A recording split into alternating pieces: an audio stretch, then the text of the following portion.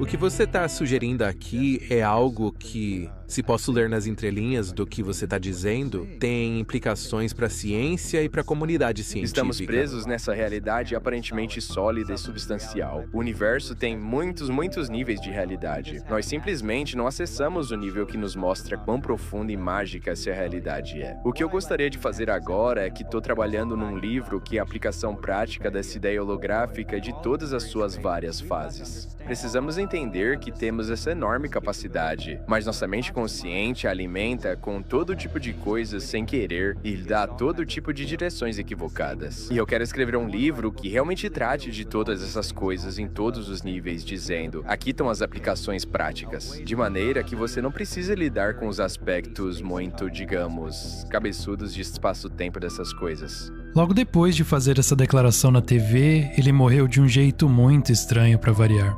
O nome desse cara é Michael Talbot, um pesquisador independente que havia decodificado a realidade, ou múltiplas realidades, algo que a maioria das pessoas nunca deveria saber. Ele faleceu de repente e suas ideias forçaram muitos cientistas a questionar o que achavam que sabiam. A afirmação central de Talbot era: esse mundo não é o único. Existem realidades paralelas acontecendo ao mesmo tempo, mas normalmente não conseguimos vê-las. No final do século XX, a mecânica quântica já tinha colocado em dúvida a ideia tradicional de que o universo é totalmente objetivo. O próprio experimento da dupla fenda revelou que as partículas se comportam de maneira diferente quando observadas, sugerindo que o observador não está fora do sistema, mas faz parte dele. Em vez de descartar isso como uma anomalia, Talbot tratou como a base da compreensão da existência. A realidade em um holograma pode se manifestar de duas maneiras, como uma imagem concreta, como esse tipo de borrão indecifrável de energia. Uma analogia para isso é quando você está assistindo ao Johnny Carson na TV. Na verdade, a imagem dele está codificada de duas maneiras. Uma é como a imagem concreta na tela da TV. A outra é como o borrão de ondas de rádio que permeia a sala de estar. E se o universo é um holograma de algum modo, isso sugere que podem existir dois níveis de realidade drasticamente diferentes. Que a realidade que vemos, sabe, quando olhamos para essas cadeiras e as árvores e as nuvens e tudo isso, não é apenas uma maneira da realidade se manifestar.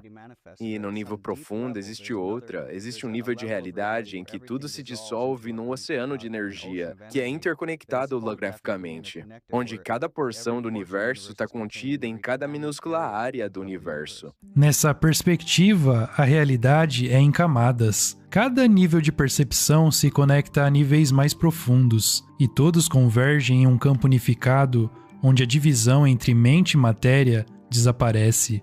Dentro de tal estrutura, a morte não é um fim, mas uma transição, um movimento para outra camada, semelhante a mudar de frequências. Isso não foi apresentado como uma especulação vaga, era uma estrutura coerente.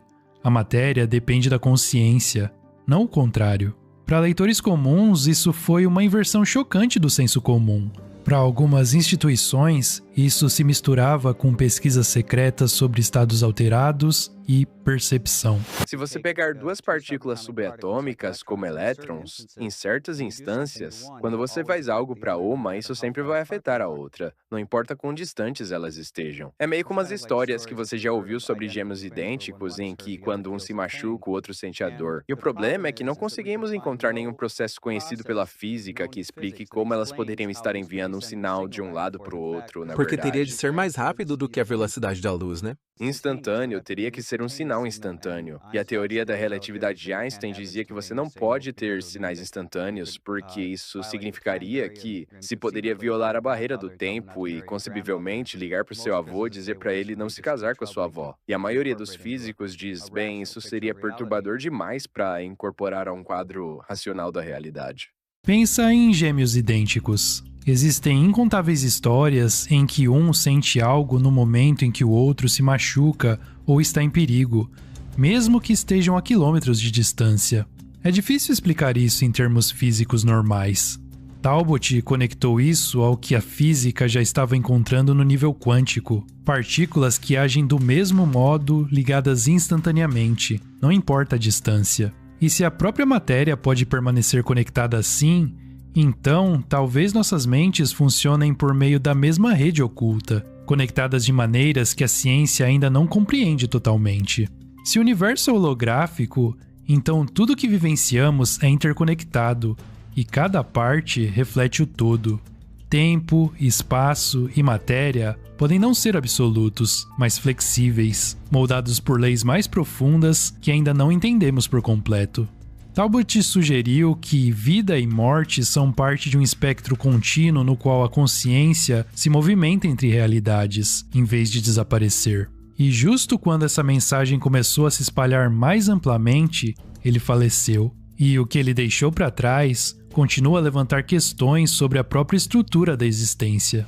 No nível mais profundo, no nível muito holográfico da realidade, cada partícula do universo colapsa numa espécie de unidade cósmica. Elas não estão sinalizando umas às outras. Elas são como aquele peixe que está no nível do aquário. E o que isso significa, trocando em palavras, é que não tem separação entre elétrons. Aliás, não tem separação entre pessoas. E isso tem todo tipo de implicações desconcertantes, uma das quais é que sempre tentamos entender, por exemplo, fenômenos psíquicos, tipo como poderia tirar informação da sua cabeça para minha cabeça, como algum tipo de sinal indo e voltando. Mas se estamos organizados, se vivemos num universo organizado holograficamente, você não precisa mais abordar dessa maneira. Pode ser que eu tenha o universo inteiro em cada neurônio, cada célula, cada átomo, cada elétron na minha cabeça, e você também. Então, quando conseguimos acessar isso, podemos acessar informações que parecem estar além do nosso alcance sensorial normal. Essa era uma de suas afirmações mais provocativas, que a separação em si é uma ilusão.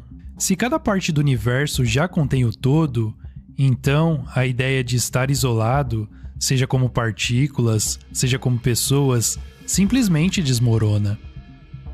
O que aparece como distância é apenas parte da projeção. Nesse sentido, telepatia ou intuição não seriam sobre enviar sinais para frente e para trás, mas sobre acessar um campo que já contém tudo, em todos os lugares, ao mesmo tempo.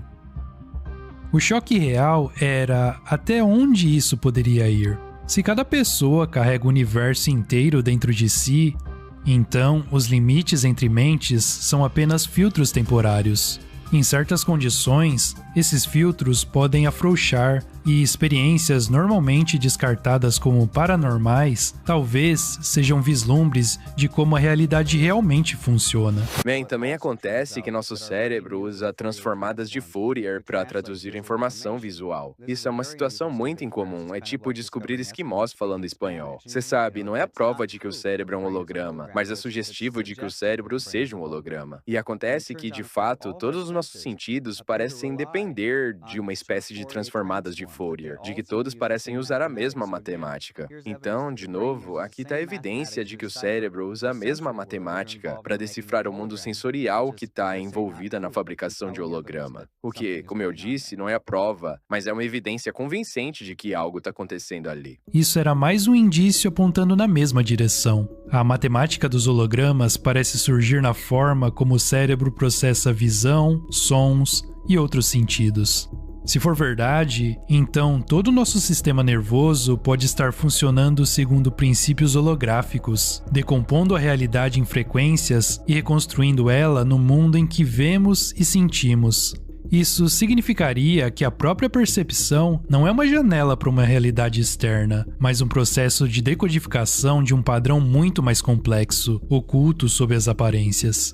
Para Talbot, isso era mais do que teoria. Sua perspectiva foi moldada por experiência direta. Quando eu era jovem, tive uma experiência fora do corpo, sabe? Eu saí do meu corpo. E ficou bastante evidente para mim, enquanto eu vivia essa experiência, que eu estava pensando, mas meu cérebro estava de volta no meu corpo, que eu podia ver ele na minha cama. Eu sabia que não era só um sonho, porque eu flutuei para fora, sobre o chão, do lado de fora da casa da minha família, e vi um livro no chão. E era um livro do contista francês Guy de Maupassant.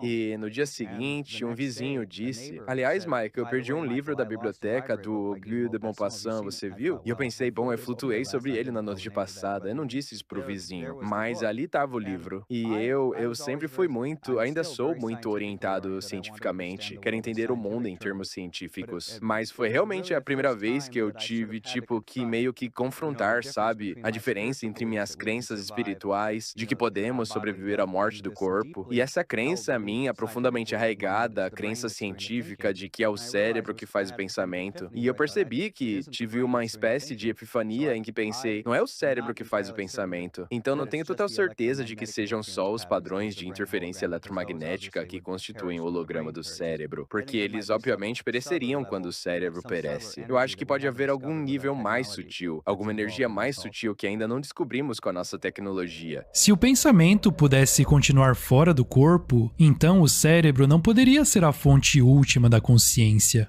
Algo mais teria de estar em ação, alguma camada de energia ou ordem que a ciência ainda não detectou. Para ele, esse foi o início de uma conclusão inevitável. A morte pode afetar apenas o corpo, não a mente que o anima. Tem um dispositivo chamado Squid, que é uma espécie de bobina elétrica, no qual parece que poderemos demonstrar que a corrente, se você pergunta em que direção a corrente está indo na bobina, ela está indo nas duas direções ao mesmo tempo, o que é meio que uma impossibilidade fazer isso simultaneamente. Isso também é um fenômeno quântico, essas duas realidades se sobrepondo.